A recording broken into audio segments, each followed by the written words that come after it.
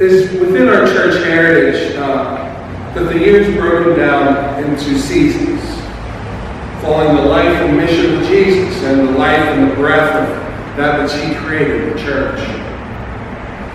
So currently we are still in the season of Easter, focusing on how Christ, now resurrected, was steadying and preparing the disciples to now spread His gospel to all people.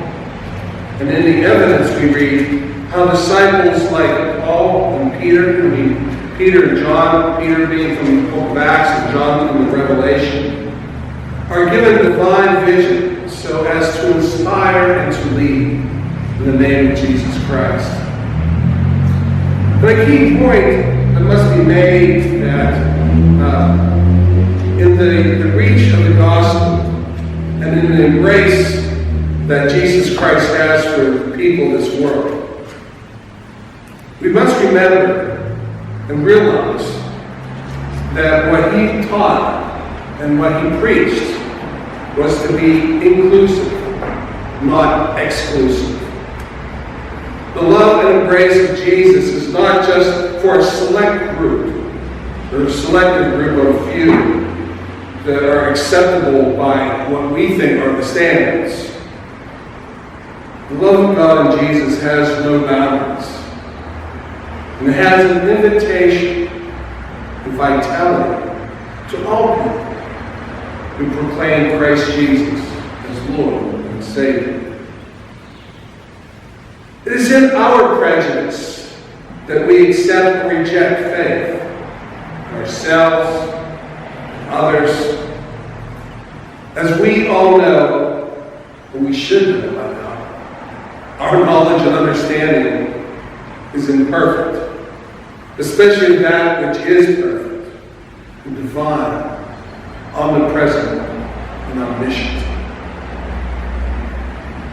We see in our reading from the book of Acts, where we see the Acts of the Apostles, Peter is defending what God has revealed to him. He's revealed this in a vision, that what God has cleansed is no longer considered outcast or unholy.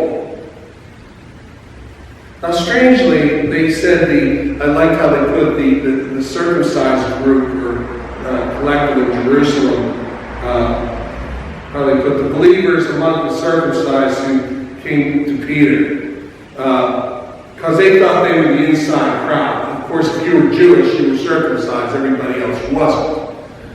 So they considered that when Christ came, He was to be the Messiah of the Jews, even if they were following Christ now, there was exclusion.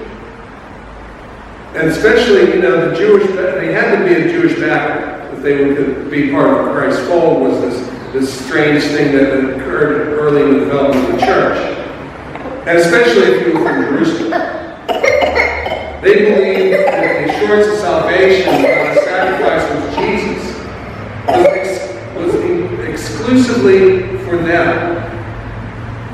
And those, especially outside the culture of Judaism, were not worthy of acceptance. And they were questioning Peter. They wanted to, judge Peter on the fact that he was bringing people outside their fold into the flock. And as Peter's vision pointed out, this was a misperception that had to be corrected. Salvation and acceptance is the basis upon which we believe and we live. If we have hearts and souls that are of Christ. Our acceptance into the Lord's fold has nothing to do with ethnicity, lifestyle, or history. And the gospel must be revealed. That is also our goal, not just to be inclusive, but it must be revealed to all people, in all places. We truly are of the profession of Christianity.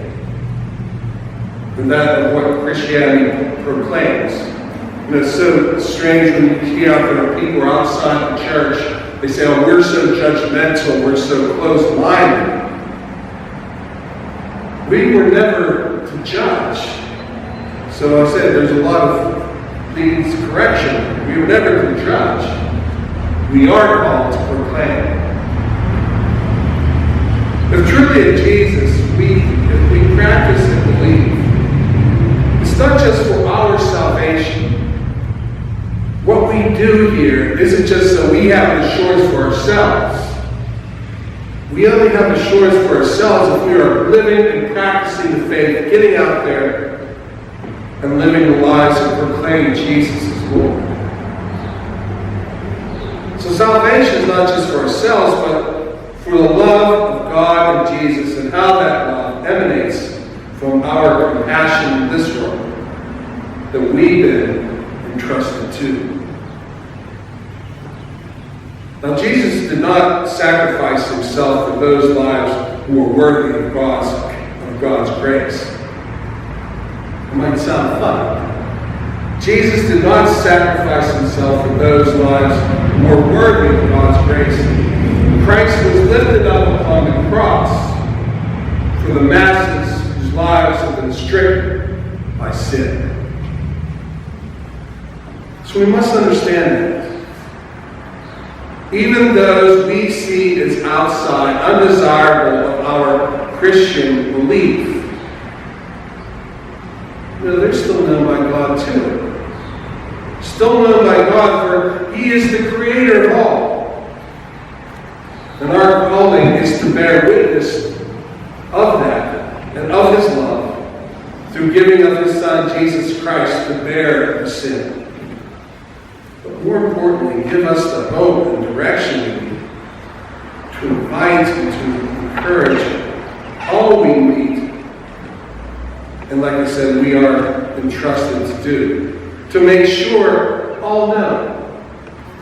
Not by words or judgment, but by our embrace and our love. That we are welcome, all are welcome in God's realm.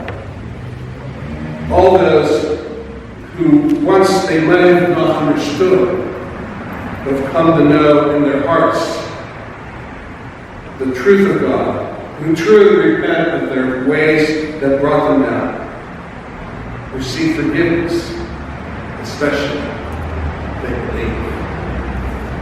Amen.